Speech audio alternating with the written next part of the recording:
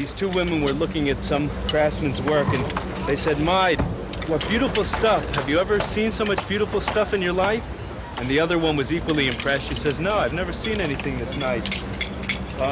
Where do you suppose that the work is so intricate? Where do you suppose they get the time to do all this? And the other one turns to her and she says, "Well, you know they don't work."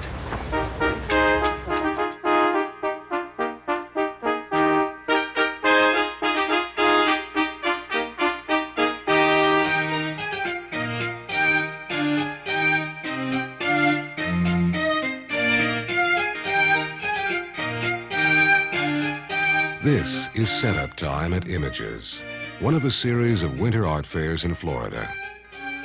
Artists and craftspeople travel these fairs to sell and for prize money. They come to work. Work on Images begins long before the artists arrive for the weekend. This is Martha Grimes, head of the Images Art Fair Committee. We have 238 spaces we can accommodate, and this year we had over 600 applicants. So we were able to really get the best of what was available. We have the 9,000 artists on our mailing list that we send an application to. They send back with their application 3 slides showing the best of their work, hopefully. Then we hire 2 judges to screen this, to look at the slides, and then to pick out, they grade each artist as it goes through the projector on a scale of 1 to 5.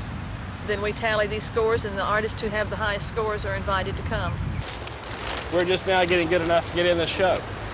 To get in this show, you have to be pretty good, and she's a photographer. She does most of it, and this is the first time she's been able to get in. I guess it's the 3rd year I've applied. This is the first time I've gotten in.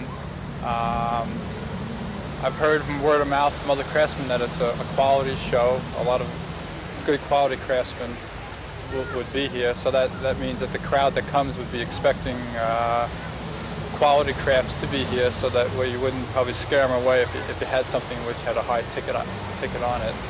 There are art shows just about every weekend in Florida, somewhere. Several of the artists here have come from the Coconut Grove show down in Miami. One boy who's setting up over here said he did Coconut Grove, Boca Raton. They're all south of us, and he's working his way north. But there's Coconut Grove, there's Images, this one, there's Gasparilla in Tampa next week, Winter Park, Main Sale in St. Pete. And they all offer like big prize money, which is, I shouldn't say that, but that's the main reason I enter them, is the big prize money. And if I get an award, it'll be worth it. Even if I don't get an award, this is what I do, so, you know. Met a lot of nice people. You got to come out here with a real open mind. You got to come out here and not expect anything. If you sell, you sell, and if you don't sell, you still have to, you know, be content with just doing the show, walking around, maybe going fishing. I bring my fishing poles and stuff like that. You know, you can't, if you take it too serious, a lot of people are first timers, and they just get out of art school and they come out, do a show. The public does not like their stuff or totally ignores their stuff, and they go home heartbroken, and it's awful to see. Instead, you can't take it too serious. Just you got to have a good time doing it, and don't take it too serious, and just kind of smell the flowers, that thing, along the way, kind of thing. Instead of, like, you know, art is not everything. You know? It's what I do for a living, but it's not everything. Sal is an art fair veteran, but Patricia Way is not. And this is the first time I've ever done a show like this. It's like one of my friends said, come, you know, try it. So I said, okay.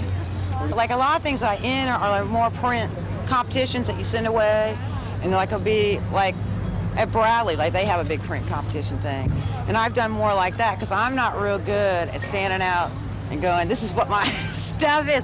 Like I was telling him, it's like looking at my work up is a whole nother scenario than when I'm working on it. Like, you know, it's part of me when I'm working on it. When I put it up, it's not mine anymore. It's weird. During the first day, the judges make their selections for the final judging. This is Judge John Neff, art advisor for the First National Bank of Chicago. when I'm in a show and there's judging, I always set the display up, you know, as nice as I can so that I can present the work. But I've won several awards in the past, not to say I'm jaded, but I don't get as nervous as I used to about it. You know, I used to really get upset about it. I like to meet and talk to the judges. It's really nice when they introduce themselves and I can say, hi, how are you? I mean, I'm trained as an art historian, and I have a PhD in art history, and I have specialized more and more in the 20th century and now more and more in contemporary. And because I'm director of a contemporary museum, I like to look at everything that's being done. And I think, in fairness to the good work, you have to look at everything, because the more bad work you see, and you see mostly bad work in any situation, whether it's galleries or art fairs or whatever, that just reaffirms that there are people who are head and shoulder above the others. And it's a continual testing of what you think is good and what your assumptions are. There's a lot of hybrid work here. And you see things that they may be done in textiles, but they're really based on paintings. You find a lot of sculpture that is based on prints. I mean, the cross-fertilization between the arts is probably more apparent in art fairs than anywhere else. And sometimes they're bizarre. Sometimes they're very bizarre, but that's good to see, because from the point of view of an historian, it's fascinating to see what filters down, what makes it through the art magazines, what makes it through the consciousness of people who are making these things. What do they think is contemporary? What do they think is really good art? But it does combine things that you usually would find similar. Such as? Such as an umbrella that looks like a tree, such as a chair that usually you sit on. It has a lot to do with transients, you know, moving around. I started out doing the backpack pieces and then moved on doing the smaller pieces when I got more settled. They have to do with just the opposite, with permanence rather than transience. That one has to do with going to pick a dog of the pound. You spin the wheel and see who gets picked and who doesn't, you know. But they are, yeah, cartoony, and I try and get messages across, kind of like serious cartoons kind of thing. There was a kid that really treated his dogs really shabby and awful. So I decided, in my painting anyway, I can get back at the kid, and that's the kid. So I got back at the kid, and they're eating his heart out. That's the name of the painting. So I figure they got the revenge, and so forever the kid will be up there. And I suffer from a medieval disease called horror vacui, which is the fear of open spaces, you know. So I have to fill everything up. I put dots on everything. I can't see it unless it's overly decorated. And a lot of times people will be standing next to me and don't know it's my work, and they'll say, "This work is just awful." And I'll turn around and I'll say, "Thank you, I know." You know, but I like the kind of ceramics that you get at Woolworths. I love Florida souvenirs. Well, I consider my work like a surrealistic kind of work. They're kind of, I love animals, and so people are kind of animals and people at the same time, and the animals take on a people look too. And I do a lot of my work at night, and perhaps that's why they're dark. A lot of my favorite artists, like people like Rembrandt and Francis Bacon, there's sort of surrealistic quality to their work, dark, dream, like ghoulish imagery. And I don't know, I just like doing it. Most of these artists have yet to be discovered, but they keep showing. Might do 8 of these outdoor shows and then about 3 gallery shows, and so this one other museum show will take up a whole year of your time. When the weather cooperates and the people come out, I really enjoy the shows. I like to keep them down to not too many, but I don't think I ever want to completely quit. I do much better in the galleries. One of my best galleries is in Lahaina, Maui, believe it or not. Another one is in Chicago. And I have a one-man show opening next weekend in Chicago. And what I'm going to do is I'm going to add about 2 or 3 more galleries to the list and then cut out the art fairs. I'm just getting too old for them, you know. Let's face it, 12, 13 years of running around like this is just, it's enough. I kind of try you got to try everything, all the markets, and some of these pieces go to galleries, and I do every art show I can apply to, and the more you try, the more you have a chance of either winning prize money or getting somebody interested, or somebody that owns a gallery might walk by and want the pieces in a gallery.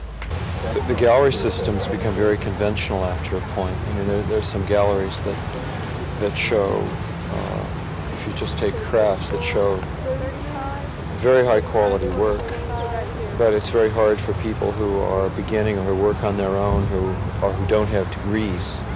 But I'll bet you that if we went through, there'd be many people here a high percentage of people who don't have MFA degrees.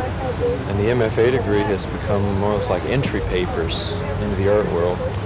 And that's not always the best thing. So that I think it's an opportunity for people who are not members of the club to show their work in a situation that gives them some dignity. You can do this full time, and you can sell on the street or you can sell in a gallery. I mean, it's all the same, but you do get looked down upon a lot of times. And a lot of people do think it's a step up. I mean, you do the sidewalk art shows and then you go up to galleries. But I don't think so. I try to do both. A gallery showing and exposure to critics can be important to an artist's success. But at an art fair, there's no shortage of criticism. Oh, that's all.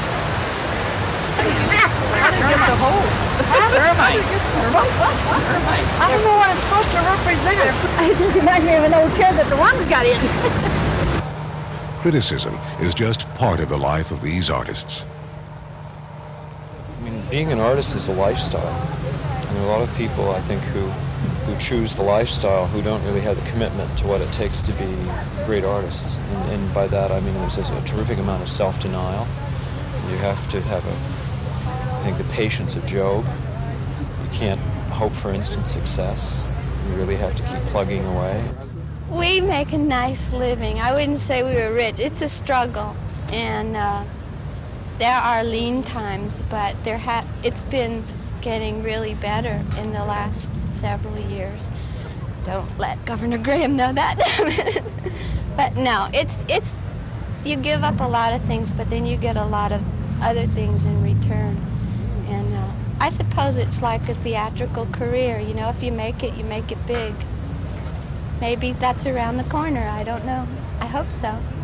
The hardest time is like when you're working, for me anyway, when you're working in the studio and you're alone, and that's like 50, 60 hours a week, you know, and you have to really stay up about your work right then, you know, it's because there's no one there to say, yeah, that looks great, you know, or that doesn't look so great. I have abstract paintings, oils. I started painting actually late in life. I painted when I was a child, and then I went away to college and studied psychology for 7 years and practiced that for a while, and then took up painting again, and then started doing the shows and really liked the life, you know, so that's my background. Mostly self-taught in the arts.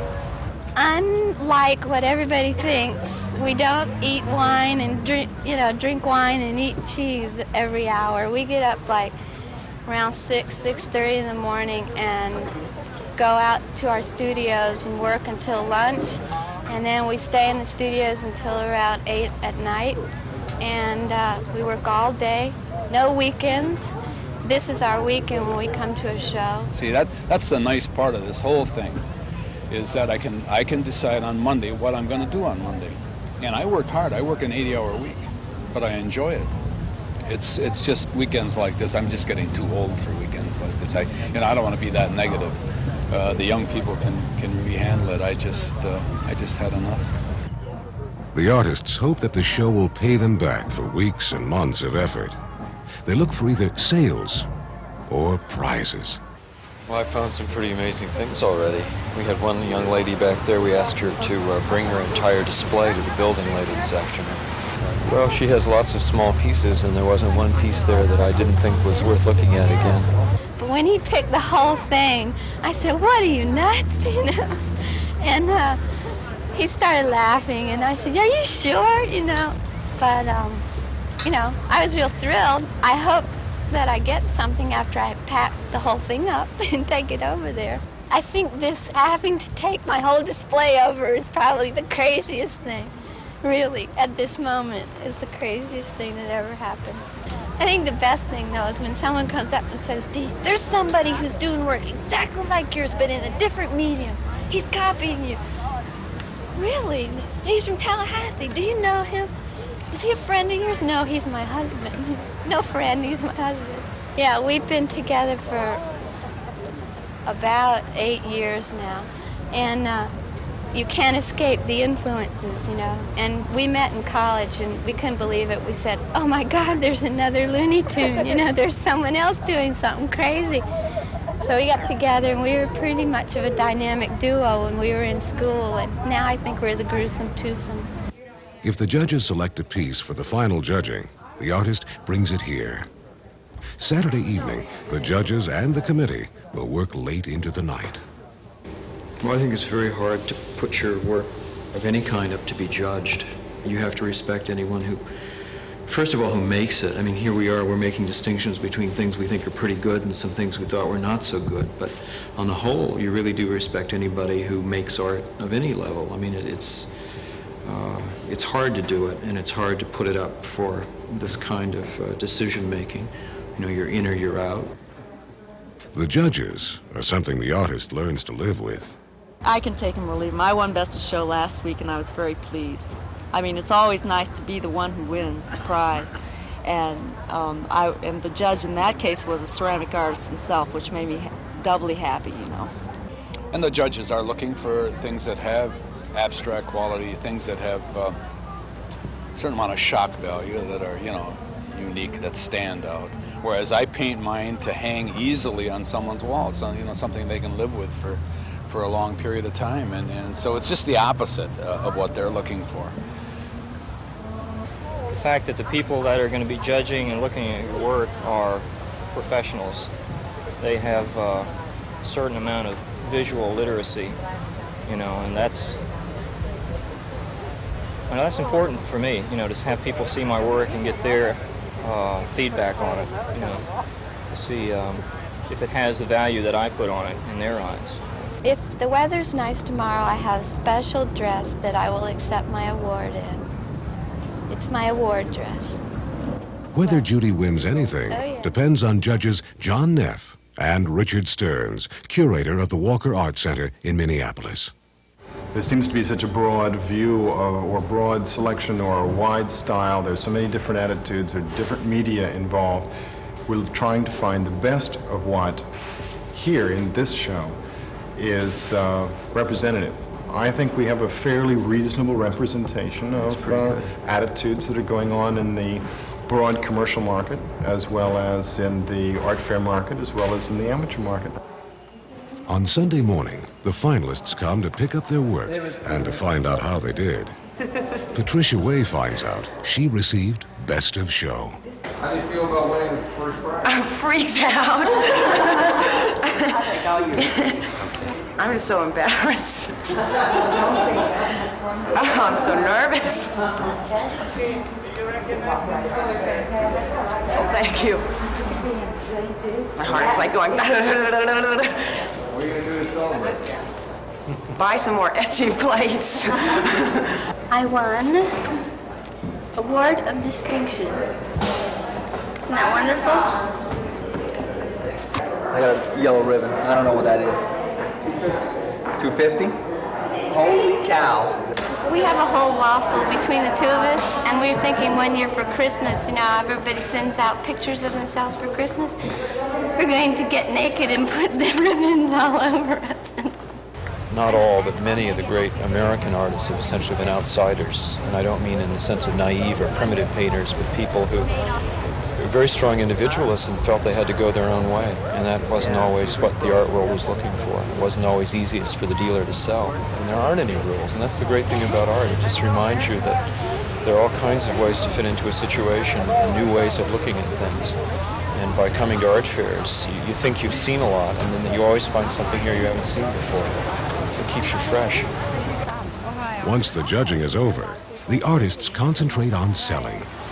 Oh, And now it's, that would be cute. It's, like I said, it's a brand new toy for us, and it's made out of cherry and walnut, and the egg is soft maple. Oh. Smart to have this. Okay, I like this You duck. like that one? I'll take the duck and the rattle.